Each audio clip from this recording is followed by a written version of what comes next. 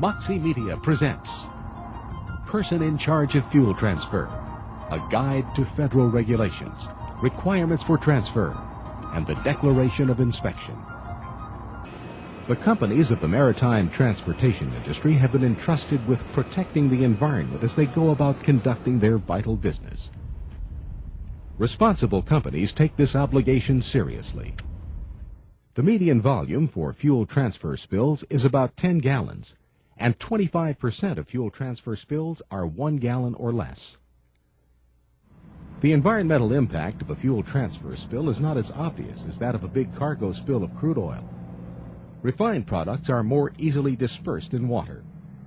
With fuel transfer spills, there's often not much to see except maybe a sheen.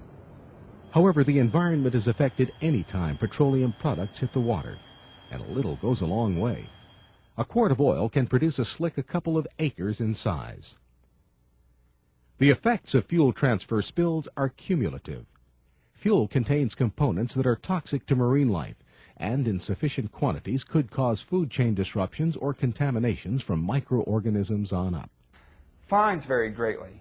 Considerations include the amount of the spill, frequency of past violations, and the cooperation provided by the responsible party.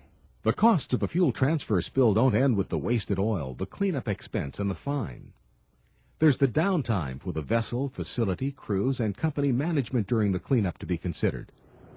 Fuel transfer spills are costly to the environment, to the company, and to you. The 11 million gallon crude oil spill in Alaska in 1989 brought about a public outcry and a new public awareness of all spills. The government responded with the Oil Pollution Act of 1990, which reaffirmed, consolidated, and strengthened in-place regulations and assigned new liability for spills. What was lacking was the application of a comprehensive set of procedures for conducting transfer operations. The United States Code of Federal Regulations, 33 CFR 156-120, provides the framework for a formal standardized system of fuel transfer operations in the requirements for transfer. For the requirements for transfer to pay dividends toward fewer spills, they have to be conscientiously and systematically implemented. There must be a person who will be responsible for seeing to the requirements. There must be a person in charge at the delivering end and the receiving end of each fuel transfer.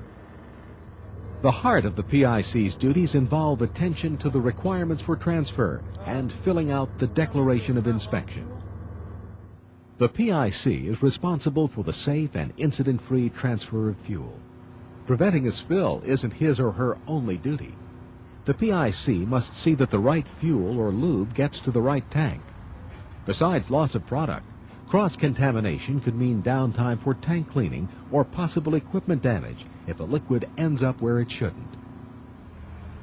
The requirements for transfer and industry's safe transfer practices can't be just words on paper.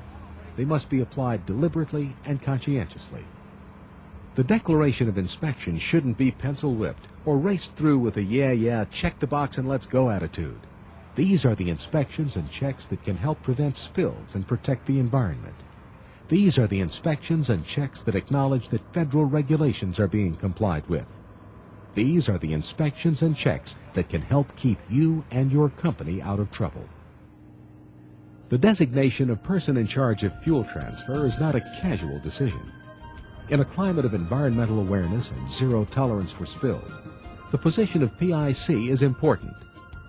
It's the person in charge of fuel transfer who can directly impact fuel transfer spills and help see to it that the shared public resources of our waterways are preserved and passed on to future generations.